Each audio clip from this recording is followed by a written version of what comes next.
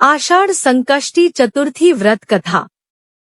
पार्वती जी ने श्री गणेश जी से पूछा, हे वत्स, आषाढ़ कृष्ण चतुर्थी बहुत ही शुभदायिनी कही गई है, आप उसका विधान बतलाइए। इस मास की गणेश जी का क्या नाम है और उनकी पूजा किस प्रकार करनी चाहिए? पार्वती जी का प्रश्न सुनकर गणेश जी ने अपनी माँ को उत्तर दिया, हे माता, पूर्वकाल में इसी प्रश्न को युधिष्ठिर ने भगवान श्री कृष्ण से पूछा था और उन्हें भगवान कृष्ण ने जो उत्तर दिया था मैं उसको बतला रहा हूँ, आप सुनिए।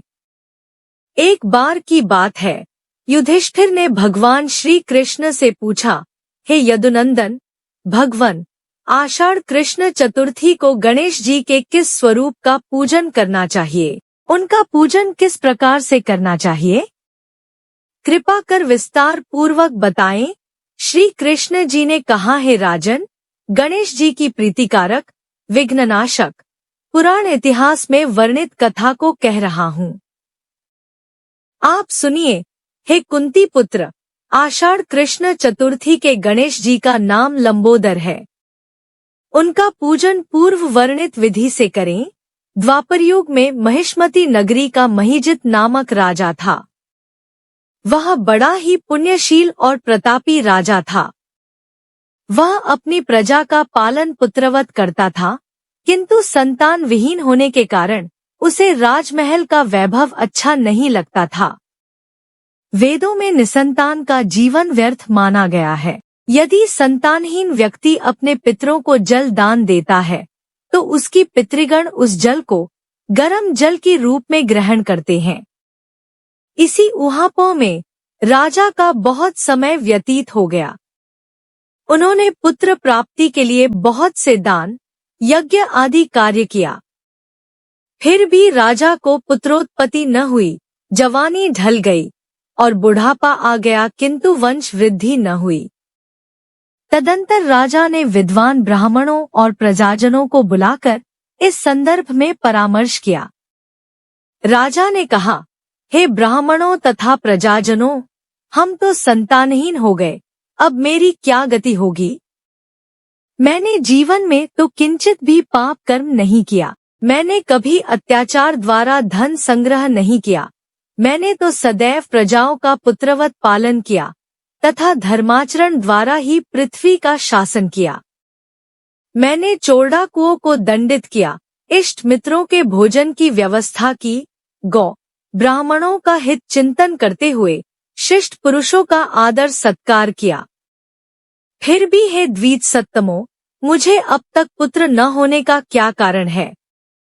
राजा की बात सुनकर विद्वान ब्राह्मणों ने कहा, हे महाराज, हम लोग वैसा ही प्रयत्न करेंगे जिससे आपके वंश की वृद्धि हो। इस प्रकार कहकर सब लोग युक्ति सोचने लगी। सारी प्रजाएं राजा के मनोरथ की सिद्धि के लिए ब्राह्मणों के साथ वन में चली गई। वन में जाकर वे लोग द्रुत गति से इधर उधर परिभ्रमण करने लगे। उन लोगों को उसी समय एक श्रेष्ठ मुनि के दर्शन हुए।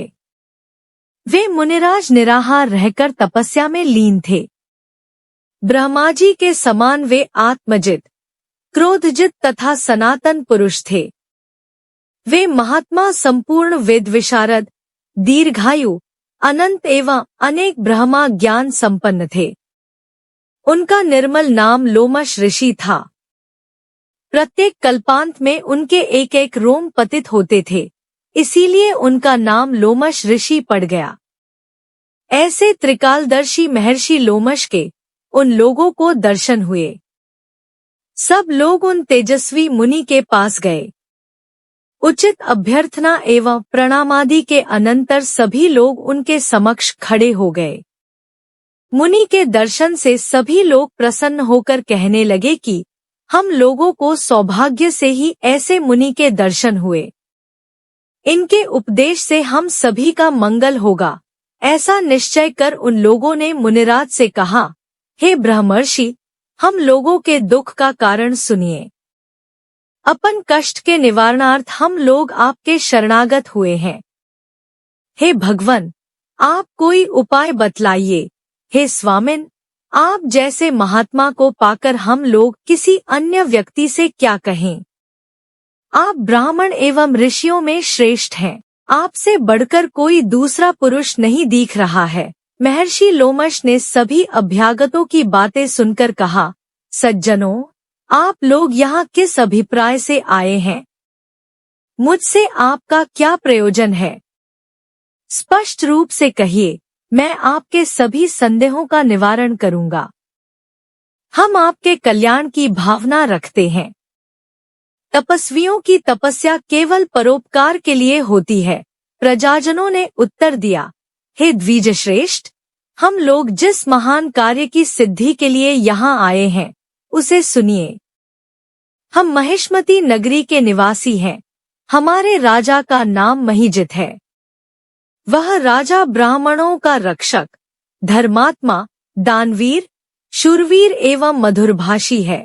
उस राजा ने हम लोगों का पालन पोषण किया है, परंतु ऐसे राजा को आज तक संतान की प्राप्ति नहीं हुई है।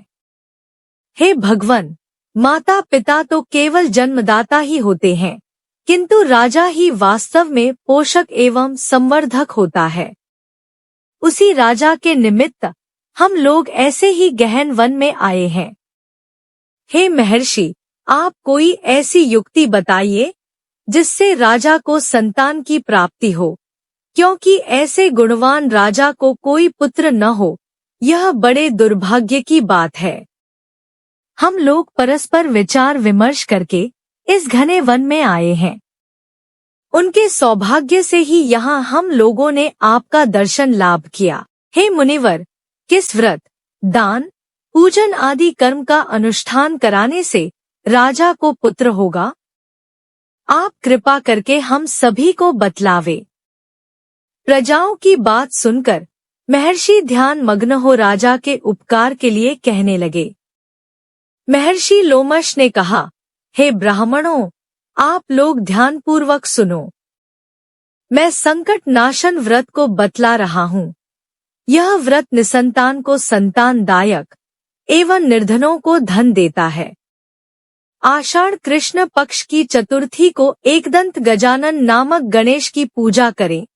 पूर्वोक्त विधि से राजा व्रत करके श्रद्धायुक्त हो ब्राह्मण भोजन करावें और उन्हें वस्त्र दान करें। गणेश जी की कृपा से उन्हें अवश्य ही पुत्रोपलब्धि होगी। महर्षि लोमश की यह बात सुनकर सभी लोग करबद्ध होकर उठ खड़े हुए। नतमस्तक होकर दंडवत प्रणाम करके सभी लोग नगर में लौट गए।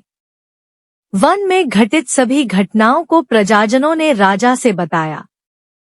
प्रजाजनों की बात सुनकर सम्मानकारी बुद्धिधारी राजा बहुत ही प्रसन्न हुए और उन्होंने श्रद्धा भक्ति से विधिवत गणेश चतुर्थी का व्रत करके ब्राह्मणों को भोजन वस्त्रादि दान दिया। रानी सुदक्षिणा के गर्भाधान संस्कार के अनंतर श्री गणेश जी की कृपा से राजा को सुंदर और सुलक्षण पुत्र प्राप्त हुआ। गणेश जी महाराज की जय। वीडियो अच्छी लगी हो तो प्लीज लाइक एंड शेयर, और अगर आप चैनल पे नए हैं तो सब्सक्राइब जरूर कर लें। धन्यवाद।